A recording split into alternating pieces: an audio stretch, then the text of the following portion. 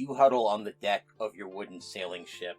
The night is dark, and the sounds of this strange sea are terrifying.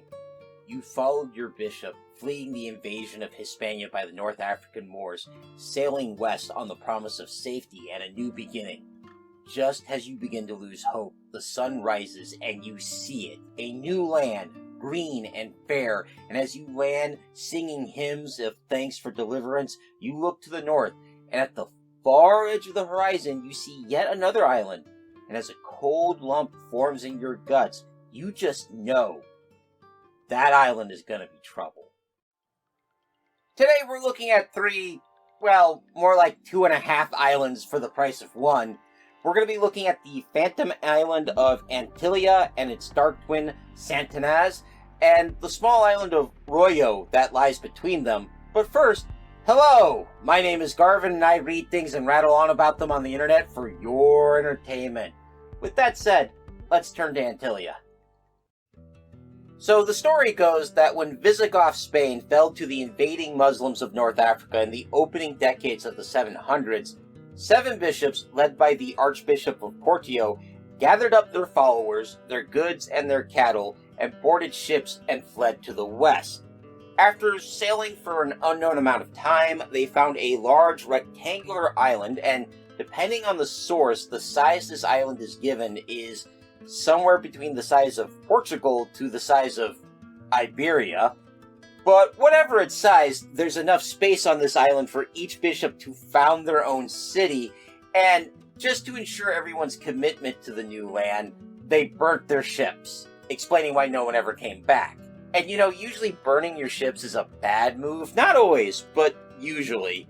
In this case, though, it works out, because Antillia becomes a utopian Christian commonwealth in the story, where everyone gets enough to get by, and everyone is united in good Christian fellowship. So, happy ending, I guess. Antillia then quietly disappears from stories until it shows up on a map in 1424, created by the Venetian cartographer Zuane Pisagano, who put several mythical islands on his map. On this map, Antillia is shown as a large rectangular block of an island with 7 cities on its coast, and it's supposed to be about 750 miles due west of Portugal. Europeans, seeing this island on the map, of course set out looking for it. Prince Henry the Navigator, for example, dispatched men in 1452 to search for it, and they did north-south sweeps of the ocean, going as far north as southern Ireland, and didn't find it. They did, however, find the islands of Corvo and Flores, 2 outer islands of the Azores. That didn't stop a dead certainty from taking root in European sailors that Antillia lay at the halfway point across the Atlantic between Europe and Japan, and it would be the perfect stopping point to take on supplies of fresh water. Now, keep in mind, they had no idea there was a whole nother continent between them and Asia, and they were pretty sure the world was round. The math bore that out. Most people did not believe the world was flat at this time. It was a question of, could their ships make it across that ocean from Europe to land? And the fact that they could, but it wasn't Asia, well, that was a surprise. In 1486, King Joan, I believe that's the pronunciation, the second, gave permission to his men to search out Antillia and claim it for the Portuguese crown. The opinions of the inhabitants of Antillia were not going to be considered, apparently. A search was organized, an expedition sent out, but storms in March forced them to give it up and return back to Portugal. Meanwhile, Christopher Columbus, in his historic voyage, was planning to stop at Antillia because he expected to find it at that halfway point between Europe and Japan. And while he did find some islands, they weren't Antillia. However, a map drawn in 1508 by Johannes Rusch had an inscription that claimed the Portuguese had found the island once, but weren't unable to get back to it. The story was that the ship had been blown off course during a storm and found itself in Antillia, and the crew was well treated by the people living there, but they were told that once they left they would never get back because the island was hidden by an enchantment woven by one of the island's bishops who had learned the art of necromancy, which is an interesting choice of study fields for a Christian priest. I'm going to chalk this up to cultural differences and just keep moving. Now, according to the story, the spell would not be broken until Catholicism reclaimed all of Spain and Portugal, and that it was so powerful that it would even render the birds of the island invisible if they flew beyond the island. So, you could be sailing, hear birds overhead, but not see them because of this spell, which makes it a very comprehensive and complete spell, so kudos there. For a while, belief in the island would hold firm even as the New World was explored and sailing technology improved. But as no evidence of the island was ever found, that belief faded. But it did provide the inspiration for naming the islands of the Caribbean the Antilles. Although some Portuguese traditions would actually equate Antillia with San Miguel, the largest island in the Azore island chain. Today, San Miguel Island has over 140,000 people living on it and is part of Portugal. Now, the island of Royo, also called the island of Yamana, is supposed to be about 20 leagues or 60 miles west of Antillia and is much smaller, and as far as I could find, there are no inhabitants and there's not even any stories attached to it. It's pretty much just there on the map, being non-existent. The real action was north of Antillia. 60 leagues, or if you prefer 180 miles north of Antillia, lay the island of Santanazes, the island of Satan or the island of devils, depending on what translation you prefer. It's an island that's supposed to be inhabited by demons, according to some sources, although I couldn't find any stories that talk about what exactly these inhabitants do, or what their relationship is to the inhabitants of Antillia. I did find some claims that some historians believe that this is a reference to what the Norse called Skrælings, which was their word for natives of Greenland and Vinland, except I can't find any sources that would give you that impression, so I'm not sure where these claims came from. What I did find was a reference to the island as the Hand of Satan's, and those were attached to stories of a great hand reaching up from the depths of the sea to smash ships and drag sailors down into the depths forever. These stories seem to have drifted over from India through Iran, and an example of that is the story of the three princes of Serendip, which is also where we get the word serendipity.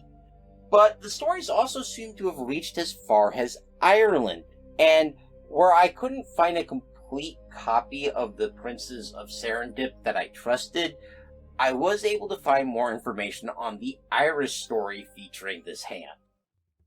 So in Ireland we have the story of the voyage of the E. Corrith, and the story goes that Connell, a prosperous farmer, and his wife lived along the west coast of Ireland, and the only thing missing from their lives was children, as they were childless, despite their best efforts. And one Sunday afternoon, while attending his local church, Connell's frustration got the better of him. And hasn't that happened to us all? Anyways, as the congregation was kneeling in silent prayer, he angrily cried out, "In the name of God in heaven, I would have a child of Satan rather than none at all." And we've all had days like that, right? Where we just want this one thing and we just want it any way we can get it.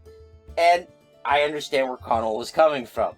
Well, a year later, he would get his wish. His wife would give birth to triplets, 3 strong, healthy boys, stronger than anyone around, and Connell and his wife were delighted. For a while, anyways.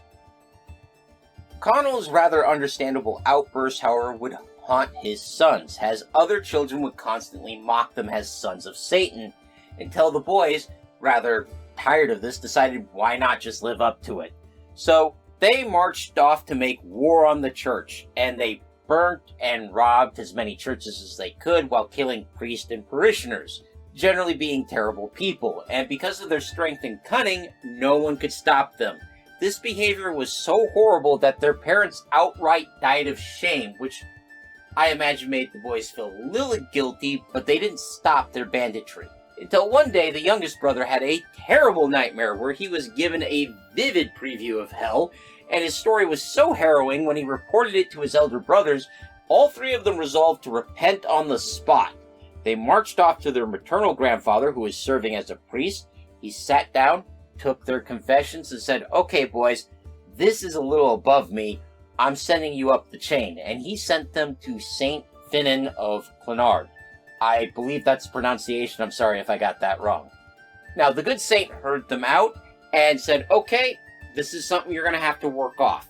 So he set them on a year-long course of spiritual and religious training, and after that was done, because they were still feeling guilty, he set them to repairing every church they had burnt down and generally trying to make amends for their terrible banditry. Among other things, I imagine they had to return everything they stole, and that alone might have taken a while.